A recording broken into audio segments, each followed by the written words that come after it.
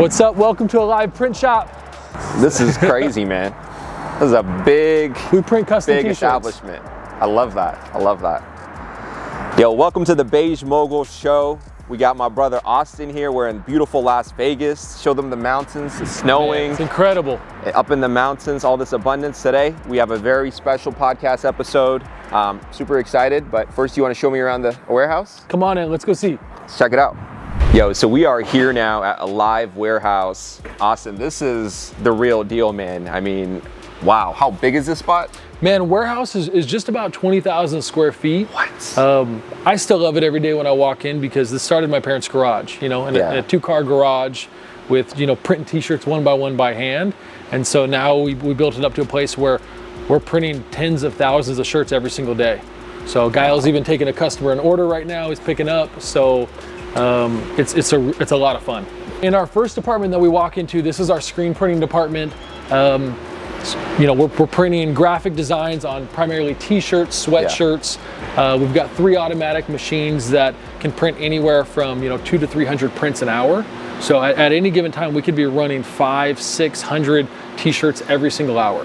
And so we started out doing school spirit t-shirts, and then it was like, man, it'd be cool to do a clothing brand one day. Well, the construction company down the street needs t-shirts. Yeah.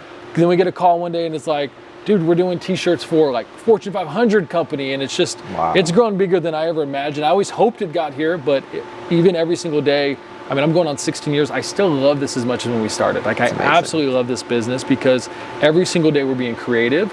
We're really bringing in, something from concept to idea to a physical product you can touch and wear. This is a really important room. Anybody that knows anything about screen printing knows the screen is what makes screen printing possible. And so when we started, we were in my parents' garage, and there was a little bathroom in the corner, and I would literally, spray all the screens with water, and I'd clean them and I'd hang them in there. And this room is actually like a UV sensitive room because it's almost like developing a photograph. Yeah. We have to actually develop the image and the emulsion.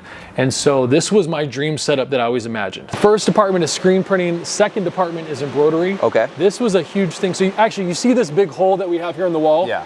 When we originally moved to this building, we never intended on being bigger than this. Wow. And so this was the original This warehouse, was it. This was going to be our bigger warehouse. Wow. And what happened is during COVID, when everyone was kind of falling apart, I was just crazy enough to tell my wife, I think this is our opportunity to go big. And we ended up finding a place that was closing. We bought their equipment so we could scale up. And then the guy said, hey, do you want to buy all this embroidery equipment? And I said, man, I'd love to, but I don't know how to run it. And he literally pointed to me to his staff and he said, we close Friday and they don't have a job Friday. So we scaled from about 12 people to 30 people in a weekend in the middle of COVID, which was the biggest, craziest thing. Me and my wife spent our life savings in one day buying all this equipment, literally with the world shut down, just hoping that we'd survive long enough to have a shot at it. This is not the most interesting department to look at, but I would say it's one of the most important because every single day UPS and FedEx is dropping off 2 to 4 pallets a day. And then our team here is actually sorting everything out by order, putting all their mock-ups, putting all their order stuff on it. So that way it really streamlines the process. And in our business, there's no magic sauce. The magic to making a t-shirt business work is taking care of your people and being extremely organized because you can't miss due dates. Welcome back to the Beige Moguls show. Today I have my brother Austin Boyd, based here in Las Vegas. He is the founder and CEO of a live print shop, and he is a mogul. It's a good introduction, man. I never thought of myself as a mogul, but I guess I gotta start it out. You're on the Mogul show, so you're verified now. Yes, we made it. We made it, team. We made it. Bro, I love how positive you are, man. Why don't you tell everybody about yourself? Perfect. My name's Austin Boyd. We're right here at our conference room at a live print shop. Born and raised in Vegas. Man, grew up with a really great family. Got entrepreneur parents and just kind of caught that bug. The reason why we're here in this building is in high school in 9th, 10th grade, had this idea to make custom t-shirts. And I thought it would just be cool to make a custom t-shirt. 16 years in business later, we've produced over probably 2.5 million products. We've almost doubled every single year for 16 years. What? I just thought it'd be really cool to make t-shirts. And then the demand was there. And when the demand is there, we kind of catered, and we started building the team, and got more deep in the industry. And honestly, I'm going on 16 years of this, and I love this just as much today, maybe more than I even did in the beginning. We broke 5 million in revenue last year. It's great, but at the same time, I feel like we've got so much more potential. In the last 2 years, I've picked up tons of Fortune 500 companies, just printing t-shirts and merch and hats. I love this business for 2 reasons. One, because it allows us to be creative every day. And the second is I never thought this would be such a great source to meet people. Yeah. I've met incredible people through a phone call because they needed t-shirts. I'm in the people business. Yeah. We just happen to all wear shirts. Absolutely. So that's it. So you're in high school, growing up in Las Vegas. Remember you telling me your parents have always been in the construction industry. Yep. Mm-hmm. Why not go into construction since you had that lane? Originally growing up, every single summer we were at my parents' warehouse, helping out, and that was great. Right. Once it hit the point where it's like, hey, you look old enough to go on a job site, and being on a roof in Vegas summer, 115, 16 degrees, it was highly motivating in a way that I highly wanted to go do something else. Like, I did not want to do this anymore. I just got consumed by this idea of wanting to make cool merch. Yeah. Like, the reason our company is called a live print shop is I remember sitting at school, writing stuff down in a notebook, and having this idea almost feeling like it took hold of me, and literally feeling like my chest was on fire because I thought I could make this. I thought I could do this. I had this massive, overwhelming feeling. And I remember sitting at school in high school, writing notes down and daydreaming, that one day we'd hit this place and being able to see it so clearly.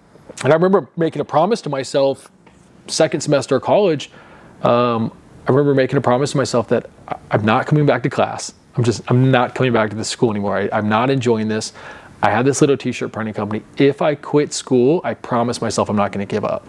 100%. So you finished up high school, right? Mm-hmm. You're in college. Yep. You, similar to myself, make the fateful decision to drop out and go all in on this dropout game. We're in the rollies, Yep. Pulling up in a McLaren.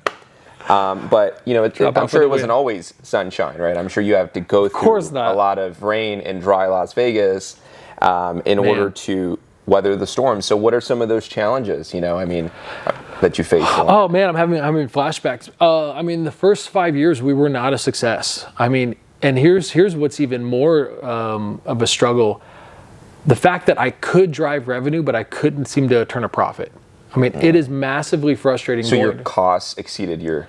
I was just pricing things wrong. I was just so naive and trying to help everybody that I was not helping myself, and I was not helping my company, and I was not helping our employees, and I really wasn't even helping the customer. It was hard the first few years, working my butt off. Getting to the shop before the sun came up, going home at 10, 11 o'clock. It was such a frustrating feeling to have money come in and have it go out and not being in control of it, not keeping track of it.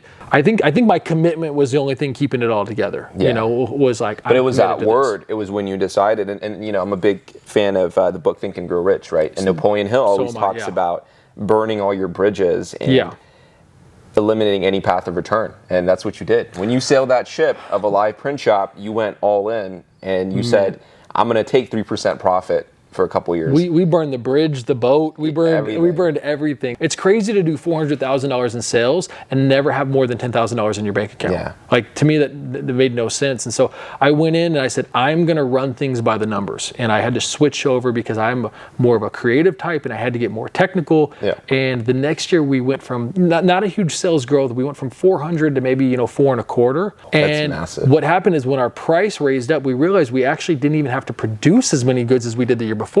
We actually only produced 75% of the work, right? But we made more profit. And once we had profit, we were able to attract better talent. We were able to pay people. We had less late deliveries because we had all the resources we need. We could afford it. Yep. And it was like such a fresh air. Like, oh, this is why you go into business. And it actually allows us to help our customers more because we can reinvest in our business. Yeah, and reinvest in your people, which you're so big on. But that's amazing, man. Where are we at today? What type of numbers are we doing? And we just did a little bit over 5 million in revenue this past year. What did that feel like? I quickly realized that I'm only good at a handful of things. I'm not great at everything. So I need to be aware of my blind spots and allow people that are great in other areas to take the lead. I'm telling you, every department blew up better than I had ever ran them by myself. Wow. And so, people change everything. What are some of the biggest challenges that you faced along the way to get here? I always think I'm the problem. I always feel like my biggest problems is me. It's all my fault. It's all my fault. And the beauty of it's all my fault is if it's my fault, then I can do something about it. If it's someone else's fault, if it's economy, or if it's, I don't like this party or that party or this or the car or whatever, I don't care what gas prices are. It's all my fault. The reason we weren't doing good in sales, the reason why we weren't profitable, the reason why we had any issues was completely my fault. And then I said, well, what am I going to do about it? Yeah. First, I'm going to start saying no to projects that I shouldn't be spending my time on. I even looked at it. If these projects are profitable and these projects are not profitable, it'd actually be better to just not do those. Who are some of the other mentors that have helped get to where you're at? Man, I've been so fortunate in my life, man, to have people around. There's a guy named Danny that I met, when I was a kid, maybe 12, 13 years old. I also met a guy named Danny. Did you also meet? Big maybe influence. everyone just needs someone in their life named Danny. Everyone needs a Danny. Shout out both of our Shout Dannys. out to Danny. You know. Shout out Danny. Man, Danny was the first person in my life that I saw him do things that I'd never seen anybody else do.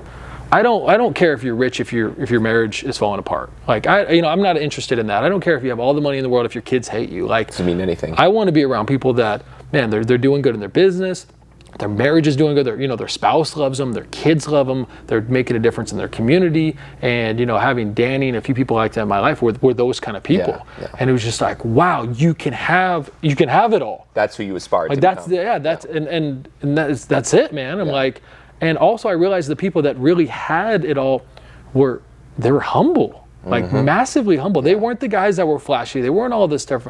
They were humble. They were always preferring each other. The best way to have success is to serve people. Don't be the leader who's demanding, be the leader who's serving everybody on your team and everyone. You serve your customers, serve your team.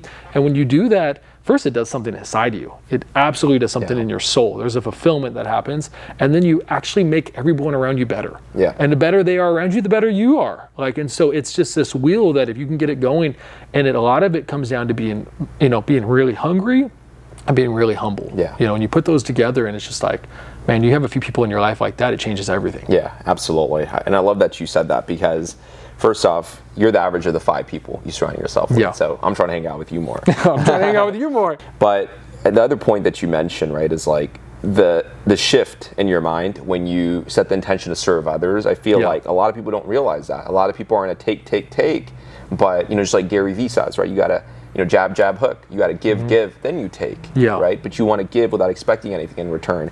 How important do you think that's been in your success as an entrepreneur in terms of just giving abundantly to your customers, to your team? Man, I talked to my team about this. Steph, one of my team members, is right around the corner, and we talk about this all the time, and we say, we're never going to go broke giving. So a lot of times, we give away... We send people a lot of Starbucks gift cards. It's just such an easy way to say thank you. People like coffee. We send them out all the time. If we finish a project or met someone, we'll just send a thank you out, And so we always say, we're never going to go broke appreciating people. It's not going to happen. The more that we show appreciation and kindness to people, the absolutely more opportunity it opens up. You've met those people, they don't want to give anything, and they feel like if they need to win the deal and someone needs to lose the deal. I need to win, you need to lose, then I feel like I'm successful. We can all win. I'm like, we can all win. And the more you help other people win, there's a quote, that says, if you help everyone get what they need, you're going to get everything what you need and even more, And so I think that's everything, man. The more we have like a servant mentality and a service mentality, the more it opens up and it changes everything. And so that's why I love actually spending time with our clients. I don't want to have a deal where they're on that side of the table and I'm on this side. I want us to both be on the same team, and whatever the challenge is, we're going to go through it together. And if we always have that where the challenge and the problem and the issue is on that side of the line and we're on this side of the line together, we'll accomplish it every time. I love that. And so we talk about that within our team too, because the challenge and issue can never be you and me. It can never be you're on that side of the line, I'm on this side of the line. Now let's just fight to see who wins. It always has to be we're on the same team together, and whatever issue it is, it always has to be on the other side. And we're going to fight it together. And as long as we do it together, we're going to accomplish everything. And that's how you come up with solutions, by isolating the problem. It is, man. Whoever or whatever it is you're having that conversation with is not the problem. Because you both want a win-win solution and a win-win outcome. Rarely people are the problem. Usually it's a thing. You know what I mean? And I think that's why you have to value everybody and realize even when you feel like, I don't like that person, man, there's probably a big misunderstanding. There's probably a miscommunication because... It's an intangible. Yeah, exactly. Because really, I mean, like, I believe, everybody is, is a gift from God, man. And if we can all be together on it, it makes a huge difference. Yeah. How important has faith been in your life? Faith is everything, man. There's a parable in the Bible that I feel like I am in the middle of this year, and it's called the parable of the talent. And the story goes that a master goes and gives 3 servants a talent, which is like a piece of gold. He gives one guy 1, he gives one guy 2, and he gives one guy 5. And the guy with 2 turns it into 4, the guy with 5 turns it into 10. I'm trying to be that 5 to 10 guy this year. And the guy with 1 buries it and puts it in the hole and doesn't do anything with it. So the 2 guys, 2 didn't go to 10, but he doubled it. The 2 guys that took the talents they were given and used them and talent, they were blessed. The one who like dug it and didn't do anything with it, he got kicked out. I'm highly aware that I've been given so much in my life. Like I have great family, great parents, faith, and then the other part of faith, which I don't know how someone can run a business without faith. Without faith, yeah. Because there are times when it feels like the whole world is falling apart, and it feels like there's no ground under your feet. And for me, because of faith, like my faith is in Jesus, I go, well, my faith can walk on water because Jesus can walk on water. So when it feels like everything else is drowning, my faith is the only thing keeping me from drowning. And because I always believe there's going to be sunshine after the rain, after the storm. And I also have that feeling that I really think we're made for a reason. Yeah. I don't think we're an accident. I don't think we're